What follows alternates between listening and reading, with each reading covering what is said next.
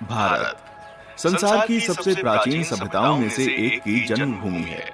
यहाँ एक ऐसी अति विकसित संस्कृति ने रूप लिया जिसने इस देश के आगामी विकास पर और मध्य तथा दक्षिण पूर्वी एशिया और पूर्व तथा सुदूर पूर्व के अनेक जनगण की संस्कृतियों पर जबरदस्त प्रभाव डाला। पुरातात्विक खोजों से पता चलता है कि भारत में प्राचीनतम काल में भी मनुष्य का निवास था। देश के कई भागों में पूर्व पुरापाषाण युगीन प्रस्तर उपकरण खोजे गए। पुरापाषाण संस्कृति के दो केंद्र एक दूसरे से स्वतंत्र रूप में उभरकर सामने आते हैं। उत्तर में सोन या सोहन संस्कृति, वर्तमान पाकिस्तान में सोहन नदी के किनारे, और दक्षिण में मद्रास संस्कृति। ये पुरापाषाण स्थलियां नदियों की घाटियों में थीं, जो मानव जीवन के लिए अधिक अनुकूल परिस्थितियां उपलब्ध कराती थीं। इसमें से पहली स्थली 1263 में मद्रास में खोजी गई और इसका कारण दक्षिण भारत में चित्र पूर्व पुरापाषाण युग के लाक्षणिक प्रस्तर उपकरण हस्त कुठार मद्रास कुठारों के नाम से विकसित हुआ। देश के उत्तरी भागों की पुरापाषाण स्थलियों में बिल्कुल दूसरी तरह के उपकरण मिले जो खंडक कहलाते हैं। संपूर्ण किताब को कई भागों में बांटा गया है।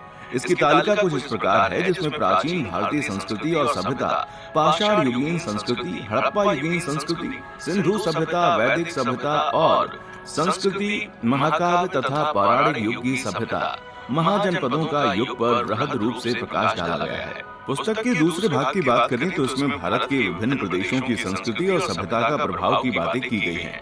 अद्भुत भारत, जैसा कि नाम से ही प्रतीत होता है, इस किताब में देश की सांस्कृतिक भिन्नताओं से लेकर राज्यों की जलवायु से लेकर खेत खलिहान में उपजने वाले तिलहन दलहन तक की बातों का उल्लेख है।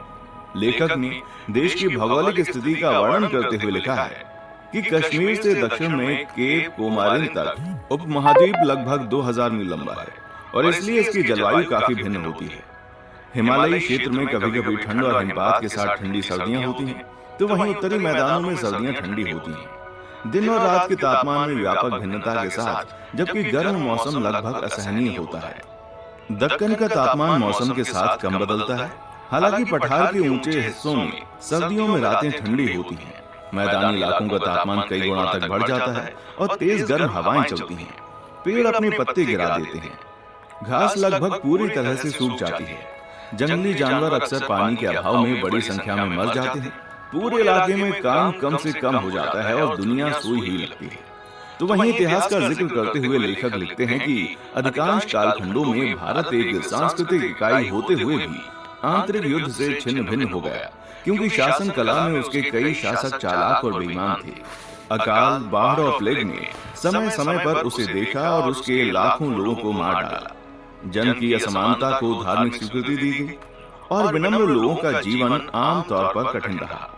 किसी अन्य प्राचीन कानून की किताब में उनके अधिकारों को इतनी अच्छी तरह से संरक्षित नहीं किया गया है जितना कि अर्थशास्त्र में है, और किसी अन्य प्राचीन कानून निर्माता ने युद्ध में निष्पक्ष खेल के ऐसे महान आदर्शों की घोषणा नहीं की जैसा कि मनु ने किया था। जानिए अद्भुत भारत के बारे में और भी बहुत कुछ, और सुनिए शानदार उल्लेख